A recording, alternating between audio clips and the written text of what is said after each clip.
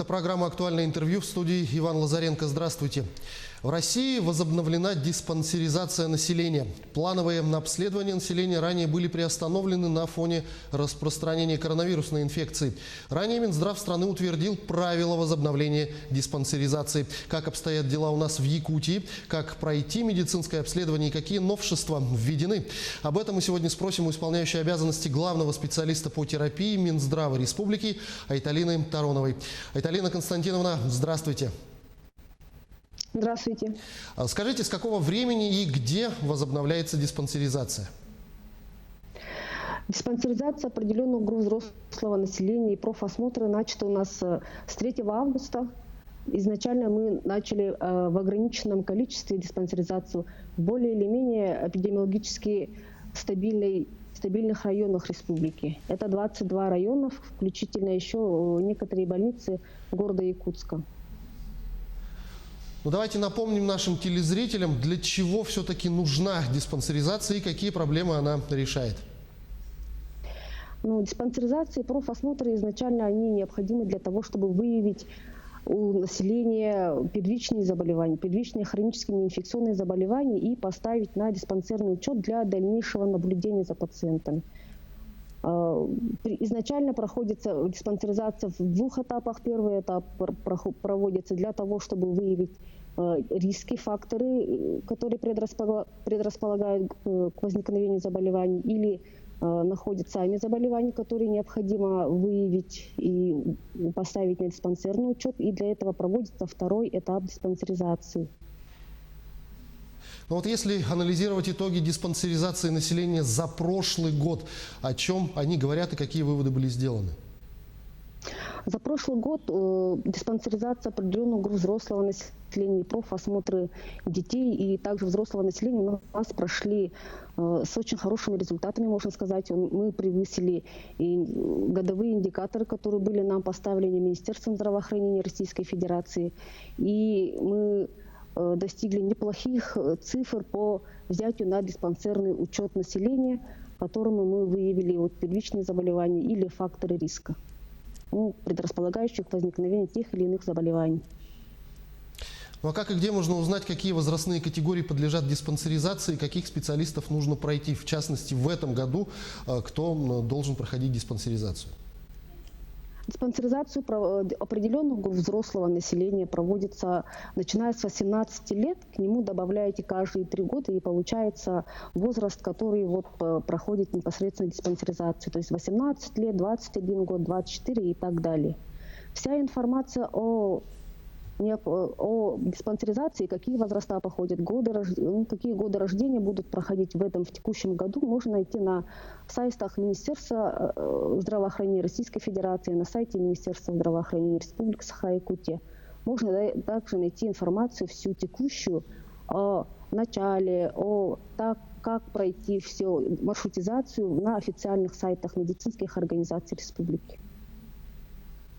Ну вот вы сказали, что начиная с 18 лет. А проходят ли диспансеризацию дети? Если да, то как это выглядит?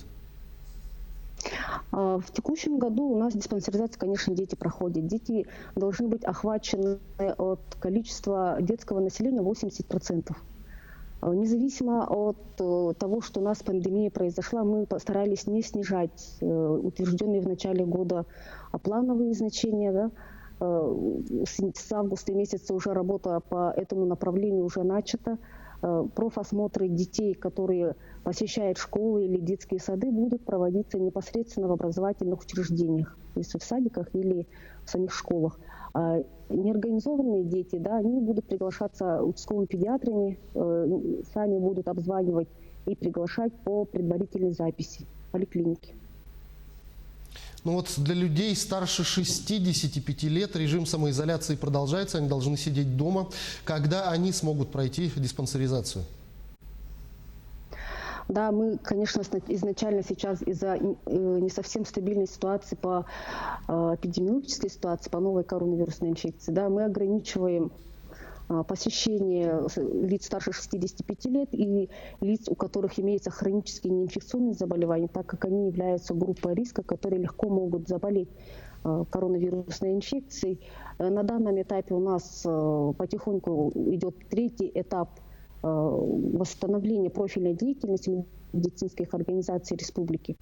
И на третьем этапе, конечно, ограничения есть. Мы планировали, что 65 лет старшие лица будут проходить диспансеризацию после полного снятия всех ограничительных мероприятий. Но вот, как видите, у нас сейчас пока ситуация затягивается, мы рассмотрим в ближайшее время, да, что можно решить для того, чтобы не ограничивать вот данную категорию лиц от прохождения профосмотров и диспансеризации. Но вот учитывая ситуацию с коронавирусом, все ли специалисты и все ли положенные по диспансеризации обследования доступны в настоящий момент? Ну, в настоящий момент сейчас профосмотры у нас и диспансеризация, да, приглашение лиц для прохождения диспансеризации у нас регламентированы методическими рекомендациями, которые выпустил Минздрав России. Предусматривает все возможные противоэпидемические мероприятия, в том числе отдельный вход, разделение потоков, по времени прием, чтобы был. Пытаемся, конечно, не ограничивать и специалистов. Все анализы, все обследования необходимые вот, население будет проходить. Ну вот скажите, в тех поликлиниках, где диспансеризация проходит, как обеспечивается безопасность, чтобы не допустить распространения коронавирусной инфекции, и что нужно знать перед посещением поликлиники? Само собой, конечно, вот как я уже выше сказала, мы руководствуемся методическими рекомендациями, которые издал Минздрав России в июне этого года. Мы раздали их по всем медицинским организациям для того, чтобы приглашать пациентов и чтобы они максимально проходили безопасно. Будет разделение потоков от общего потока пациентов, время будет разделено также, специалисты отдельные должны будут сидеть, кабинеты профосмотров это должны все обеспечить. И пациенты, конечно, необходимо, чтобы они приходили в средствах индивидуальной защиты, то есть ношение масок – это обязательно, перчатки. Когда они будут приходить в медицинские организации, будет проводиться термометрия на входе, то есть лица, которых будет подозреваться повышение температуры или лихорадящее состояние, они будут, конечно, иметь медотвод. Ну вот помимо мер безопасности, которые необходимо предпринимать и поликлиникам, и пациентам, какие-то новшества диспансеризации появились ли в этом году? Ну, новшества особо никаких в начале года не было. Единственное, что новшество, это, конечно, сложившаяся ситуация по эпидемиологической, по коронавирусной инфекции. Вот это очень большое новшество, которое мы сейчас ввели уже, все население об этом в курсе. Население как-то уже немножко привыкло к тому, что необходимо соблюдать дистанцию, да, необходимую даже в магазинах, даже вот в любых общественных местах сейчас это все вводится. Везде в общественных местах установлены санитайзеры, также термометрия проводится в приемных перед тем, как войти вот в административные здания, допустим, в тех же школах, в тех же детских садах.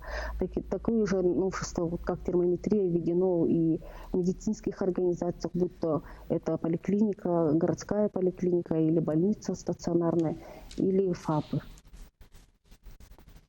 Ну вот в начале года Минздрав заявлял, что диспансеризацией в этом году будет охвачено порядка 80% населения республики. С учетом реалий сегодняшнего дня, как вы думаете, какие цифры все-таки могут быть достигнуты к концу года?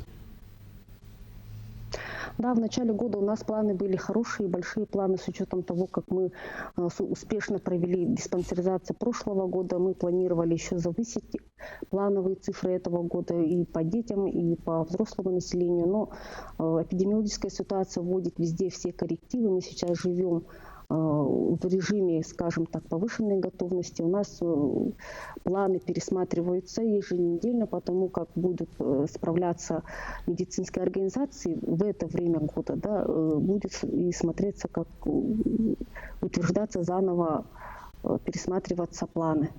планы проведения. То есть сказать вот сейчас, как будет на конец года, я вам не скажу, потому что у нас впереди осень, впереди эпидемиологический сезон гриппа, ОРВИ, который обычно всегда у нас бывает. Это тоже внесет коррективы в значение плановых цифр. Виталина Константиновна, я благодарю вас за беседу. Спасибо, что ответили на наши вопросы. Всего вам доброго. Всего доброго. Это была программа «Актуальное интервью». О том, как будет проходить диспансеризация в нынешних условиях в этом году, мы узнавали у исполняющей обязанности главного специалиста по терапии Минздрава Якутии Айталины Тароновой. До встречи в эфире.